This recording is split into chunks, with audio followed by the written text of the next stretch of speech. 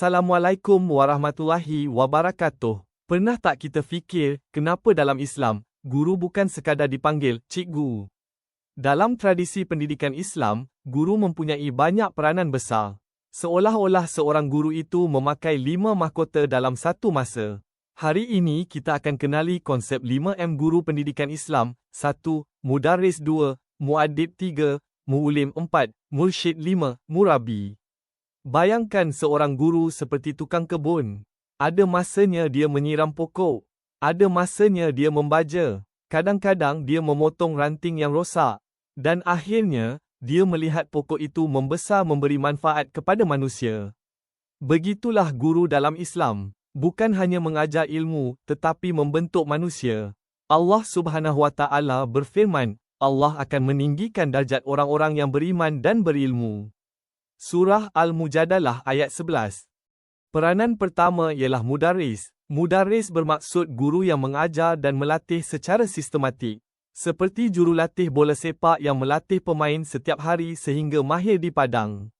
Dalam kelas, mudarris bukan sekadar membaca buku teks, tetapi memastikan murid faham, mengulang, membuat latihan dan memperbaiki kesalahan. Rasulullah SAW sendiri mendidik para sahabat sedikit demi sedikit.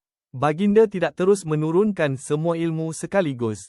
Kerana pendidikan memerlukan proses. Analogi mudah. Jika murid itu seperti besi, mudarris ialah tukang besi yang menempa besi menjadi pedang yang kuat. Hadis Nabi SAW, sebaik-baik kamu ialah orang yang belajar Al-Quran dan mengajarkannya. Riwayat Al-Bukhari. Maka seorang mudarris sentiasa sabar mengajar walaupun berulang kali. Seterusnya ialah muaddib. Muaddib ialah guru yang membentuk adab dan akhlak. Hari ini ramai orang berilmu, tetapi kurang adab. Kerana ilmu tanpa adab ibarat kereta tanpa brek. Imam Malik pernah berkata kepada muridnya, pelajarilah adab sebelum mempelajari ilmu. Muaddib mengajar murid bagaimana menghormati ibu bapa, menjaga percakapan dan berakhlak mulia. Bayangkan telefon pintar yang mahal. Jika tiada screen protector, mudah retak dan rosak. Begitulah manusia. Akhlak ialah pelindung kepada ilmu.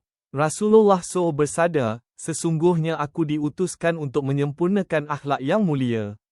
Riwayat Ahmad. Jadi, guru pendidikan Islam bukan hanya mengajar hukum, tetapi mendidik hati manusia.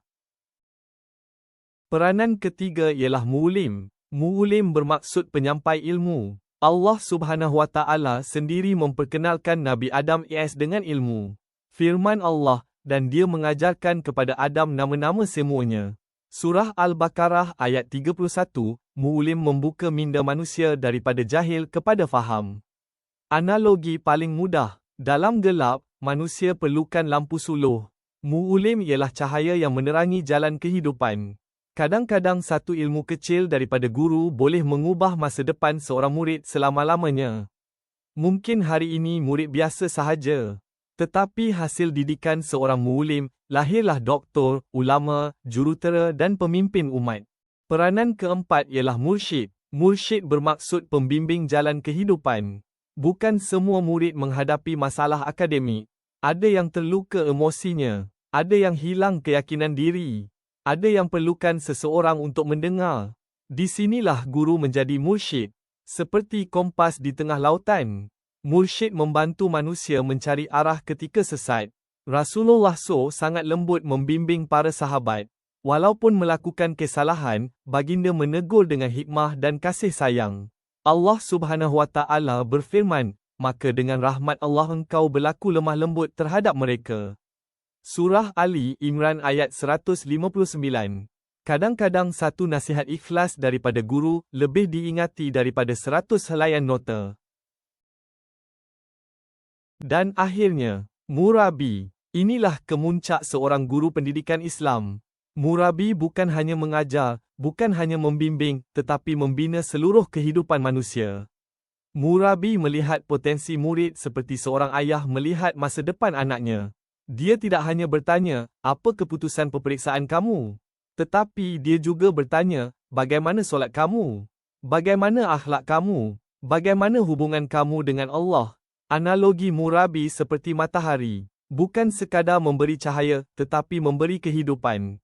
Sebab itu tugas guru sangat mulia. Kerana seorang guru mungkin tidak kaya harta, tetapi kaya pahala yang mengalir sepanjang hayat.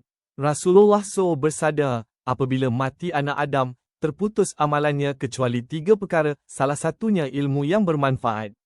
Riwayat Muslim. Jadi sahabat semua, guru pendidikan Islam bukan sekadar mengajar di hadapan kelas. Dia ialah mudarris yang melatih, muaddib yang membina adab, mu'lim yang menyampaikan ilmu, mursyid yang membimbing jiwa, dan murabi yang membentuk kehidupan. Semoga para guru terus menjadi cahaya kepada generasi ummah. Jika anda suka video seperti ini, jangan lupa like, share dan subscribe. Assalamualaikum warahmatullahi wabarakatuh.